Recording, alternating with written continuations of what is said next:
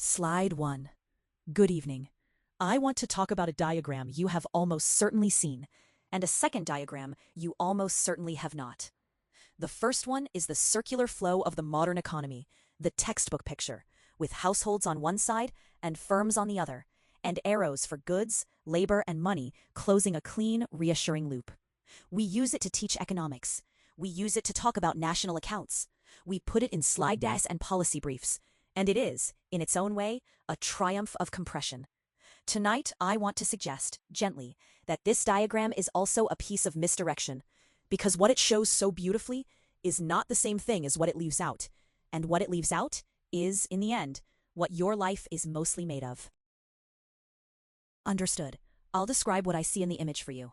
Looking at the picture, it appears to be a stylized circular flow diagram. On one side, there's a representation of households, often shown as little icons of people or homes, indicating where labor comes from. On the opposite side, there's the firms, often shown by small factory or building icons, representing production. You can see arrows, labor flowing from households toward firms, and goods and services flowing back from firms to households. Then there's a circular arrow showing money going from households to firms as payments for goods and services. Another arrow from firms to households shows wages and incomes, completing the monetary circuit. Overall, it's a simple closed-loop diagram, with flows balanced, and visually, it gives a calm, closed-system impression. This illustration does indeed look peaceful and balanced. If there are any specific labels or text in the image you'd like me to read out or focus on. Next slide. Now, take a moment to absorb the contrast. On the left, the diagram of purchasing power is crisp and finite. Every arrow represents a known transaction at a known time, a volume of money changing hands. On the right, though, we have a landscape of signals. Arrows float between parties as attentional cues, shifts in focus, changes in priority. It's alive. And this is where real economic momentum starts, not when money moves, but when attention moves. That's the heart of the shift we need to recognize. Next slide. Now let's look at how this interplay between attention and money shapes not just personal productivity, but the entire way we think about value in our economy. When we optimize for money, we optimize for the visible accounting. But when we optimize for attention, if we ever consciously do, we're optimizing for something far deeper and more ephemeral. This shift in perspective opens up profound new ways of understanding choice architecture, design, and ultimately, the very meaning of productivity. Next slide. Consider the implications of this simple arithmetic. When every platform, every app, and every device seeks to capture and hold your attention, the scarcest resource in your life, your focus, becomes a prize over which many forces compete. It's no longer just about finding information. It's about deciding where to place your attention, how to guard it, and how to allocate it wisely amid the flood of competing claims. This is the economy of attention, the space where we all operate. Next slide. We now see this adult's typical daily breakdown in a simple pie chart. Notice how the portion for discretionary time is indeed quite small. Even if we reallocate some minutes here and there, the overall distribution remains consistent. This illustrates how limited our true freedom of time can be, and the importance of understanding these patterns. Next slide. Imagine that.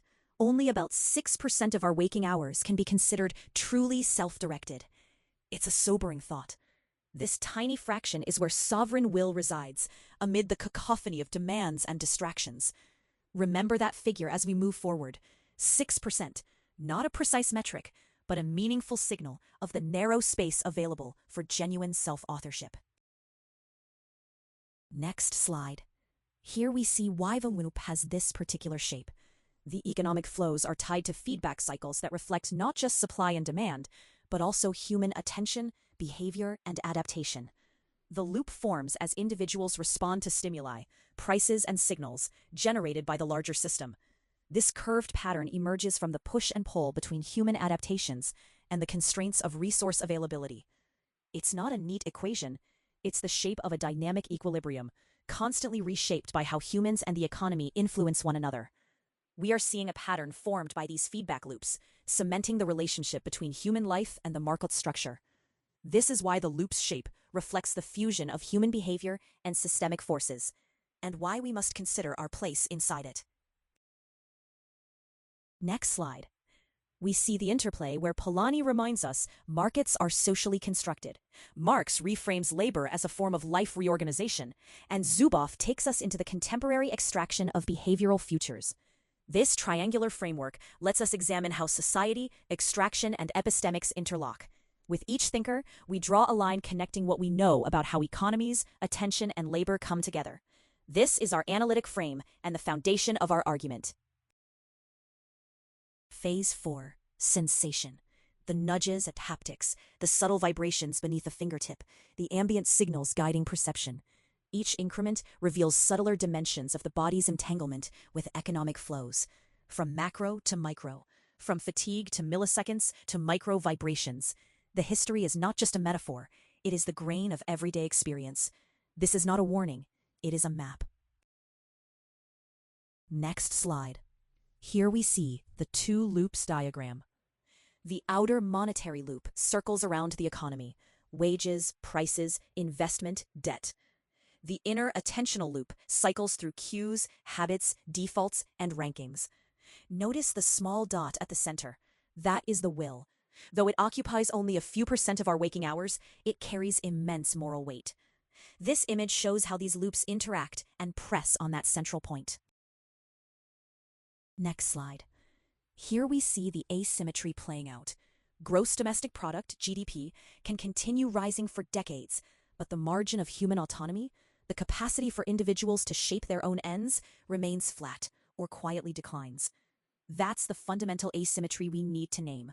Even as society grows more efficient, measured in dollars, that efficiency doesn't translate into more room. Room to be more than just a productive node.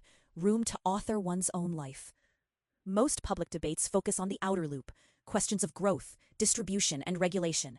Those debates matter, but they take place inside a frame determined by that outer loop.